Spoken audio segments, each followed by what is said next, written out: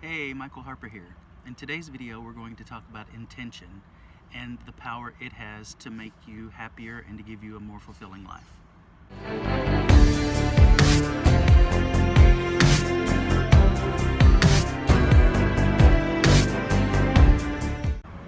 In a previous video, I told you that I believe that you can change the way you think about your situation, even if you can't change the situation itself. And I do believe that, but I want to give you some more specific information about it. Last week I was having a conversation with my friend Carolina, and she gave me a little bit of insight, and I wanted to comment on that a little bit before we go further into intention. She was coming from a good place in her heart, and she was trying to say to me that, or she was trying to ask me if I would follow someone or if I would listen to someone if they hadn't kind of already made it. And no, I haven't already made it. But my answer to her was an absolute yes. I haven't mastered the art of intention. I haven't mastered my life completely. But what I am doing is learning. Is every time I find a snippet or a tidbit of something that's helping me in my life, I want to share it with you guys because I think you're awesome. And you know, if the boat is sailing, I'd rather us to be in the same boat together than be by ourselves. And that's my entire intention when it comes to all these videos. It's just something that I've learned that's helping me, and I want it to help you. I'm going to be looking at my laptop today quite a bit because I'm going to read a quote from someone, and the quote's kind of big, so if you see me looking away from the camera, that's why. The Oxford Dictionary defines intention as purpose or aim or goal, and I found an interesting definition in its medical terminology, and it means the healing process of a wound. I thought that was kind of interesting. So let's talk today about how we can use intention to heal our life's wounds.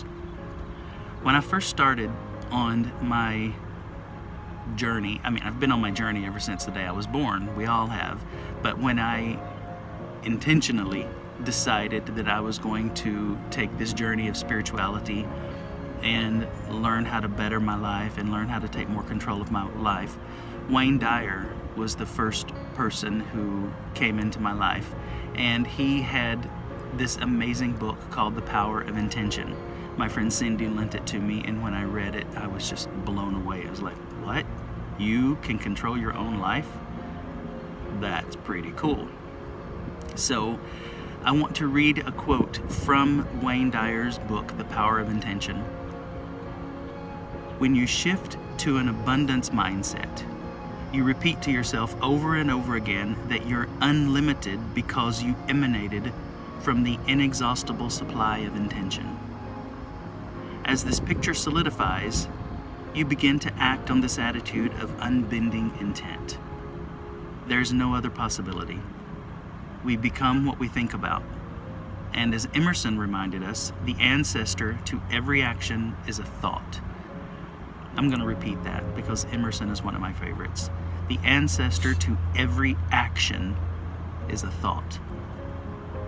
As these thoughts of plenitude and excessive sufficiency become your way of thinking, the all-creating force to which you're already connected will begin to work with you in harmony with your thoughts, just as it worked with you in harmony with your thoughts of scarcity. If you think you can't manifest abundance into your life, you will see intention agreeing with you and assisting you in the fulfillment of meager expectations. I read that and I was like, first of all, no way. Second of all, oh my God, I have to be careful with my thoughts.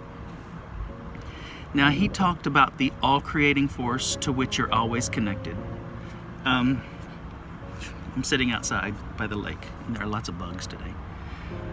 That all-creating force, I grew up in Wesleyan Church, and that was the Holy Spirit.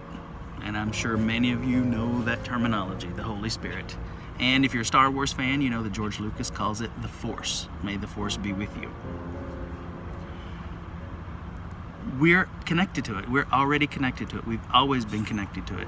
But what Wayne Dyer is doing is telling us that since you're already connected to it, here's how you use it. Here's how you figure out how to latch onto it and pull it into your life to give you everything that you need. Some people, I'm one of them, use the power of intention by creating a vision board.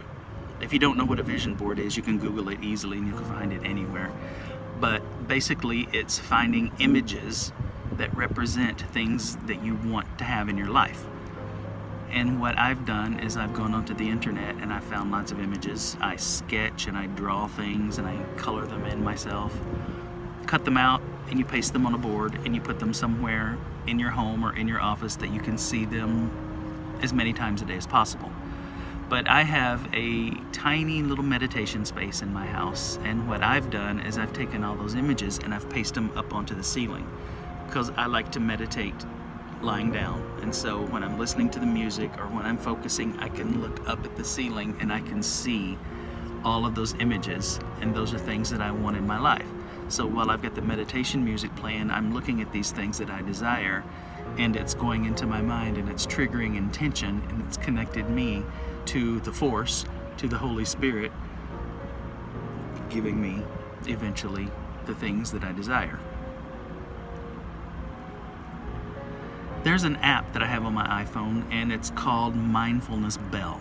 It's the coolest thing I think I've ever discovered. It's just, you know those little Tibetan bells with the little stick gong, and you hit it and it makes a sound and it vibrates? You set it to go off every hour, but what I like about it is that during that hour it's at a random time. It's not always, for example, 107, 207, 307. No.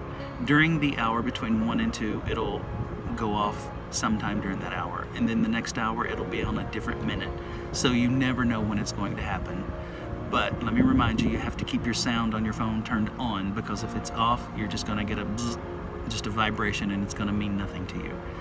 But I have it on, and I can be with a student or with a client, or I can be working on a project, and if that bell dings, I stop what I'm doing, and I just close my eyes or I breathe.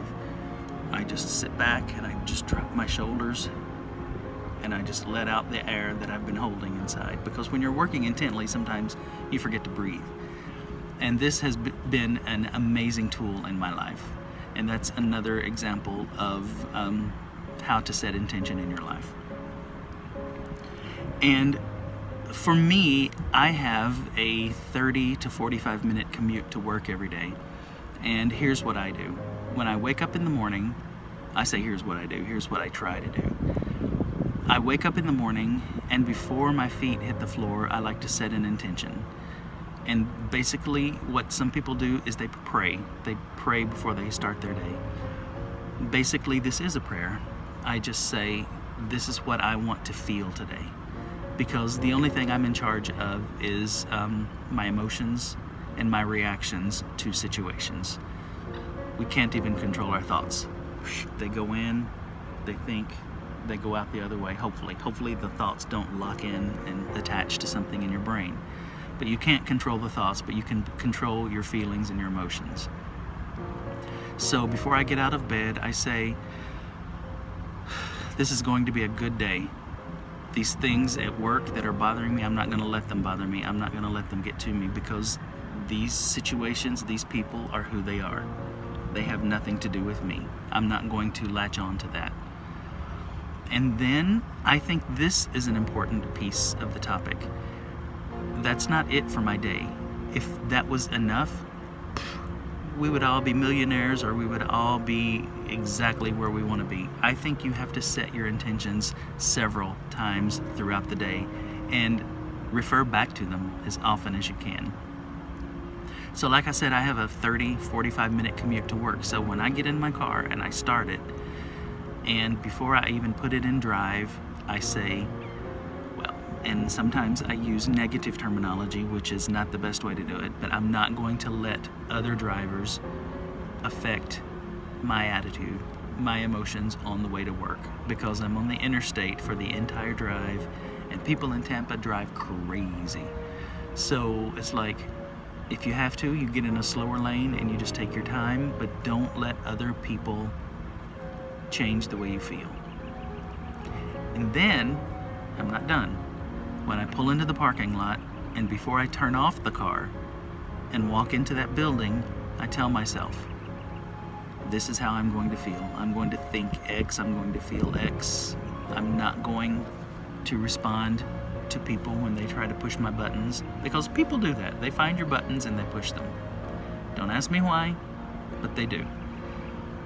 And you repeat this throughout the day. I think it's a great thing to do every single time you're going to be changing from one major activity to another major activity. Set your intention for that activity.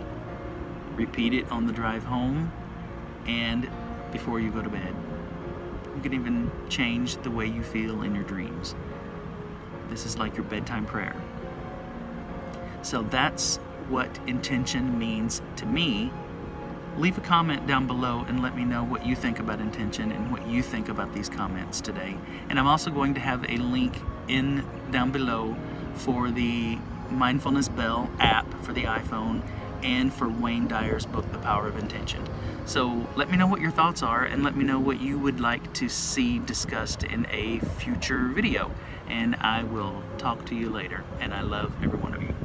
Mwah.